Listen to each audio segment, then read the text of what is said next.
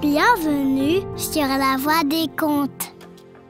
Aujourd'hui, je vous propose la lecture d'un conte issu des 1001 histoires.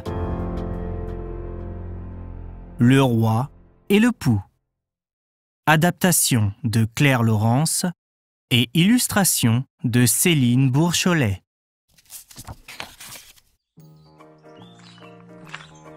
Un jour, au cours d'une promenade, un roi attrape un pou. Le soir, en se couchant, il se gratte la tête. Et le lendemain matin, ça le démange à nouveau. Énervé, le roi appelle son valet et lui demande de regarder ce qui le gratouille ainsi. Tout de suite, le valet voit le pou caché entre deux cheveux. Il l'attrape, le montre au roi et dit « Majesté, c'est un pou !» Le roi s'étonne. « Hein ? Je ne connais pas cette bête-là, mais dis donc, c'est minuscule. J'ai une idée. Mettons-le dans un bocal et faisons-le engraisser. Ainsi, quand il sera bien gros, je verrai quelle tête il a. » Le valet obéit et chaque jour, il gave le pou de nourriture.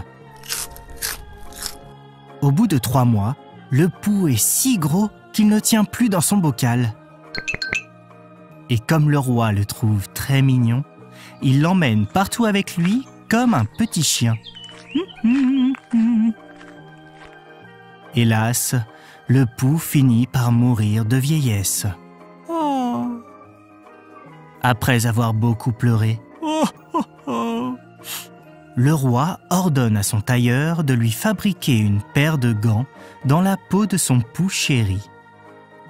Puis, il dit au Premier ministre « Annonce au peuple que je donnerai la main de ma fille à celui qui trouvera dans quelle peau sont faits mes gants. » Aussitôt, la nouvelle se répand dans le pays et de nombreux prétendants accourent pour tenter leur chance. Chacun a droit à 3 réponses, mais pas une de plus. Le premier est un chasseur qui revient d'Afrique. Il examine les gants et déclare, très sûr de lui, « Facile, c'est de la peau de rhinocéros !»« Non !» Pouf le roi. « Ah bon? Alors, c'est de la peau d'éléphant ?»« Non, non, non !» chantonne le roi. « Zut de zut! Alors peut-être, de la peau d'hippopotame ?» Non, non et non! Triomphe le roi. Au suivant! Évidemment, les candidats ont beau défiler, personne ne trouve la réponse exacte. Et le roi est tout content parce qu'en vérité, il n'a aucune envie de marier sa fille. Or, la fille du roi est amoureuse du prince d'un royaume voisin. En cachette, elle lui écrit pour lui révéler le secret des gants et elle confie la lettre à son pigeon voyageur. Dès qu'il reçoit sa lettre, le prince court au château pour faire la queue avec les autres prétendants.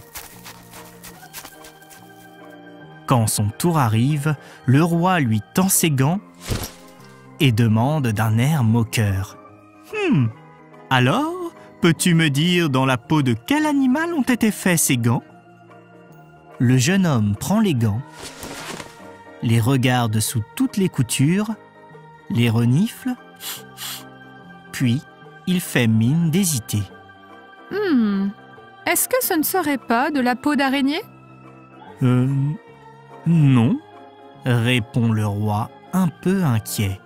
« Alors, reprend le prince, peut-être de la peau de puce ?» Non, bredouille le roi, de plus en plus inquiet. Alors, le prince déclare en souriant jusqu'aux oreilles « Ah oui, suis-je bête? Je sais, c'est de la peau de poux. Quand il entend cela, le roi est vexé, comme un pou.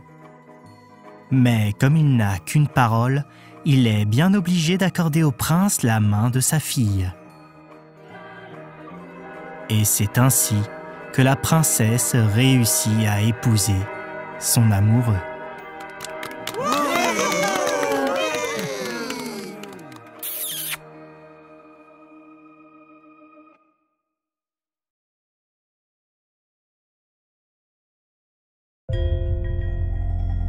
J'espère que cette lecture t'a plu.